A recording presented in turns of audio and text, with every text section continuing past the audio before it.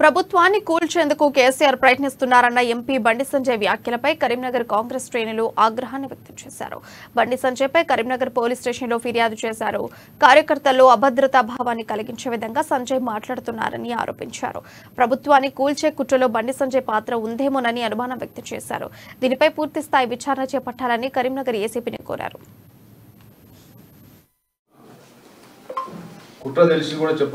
మరి అతని మీద చర్య తీసుకోవాలని చెప్పి మేము స్పష్టంగా ఫిర్యాదు చేయడం జరిగింది.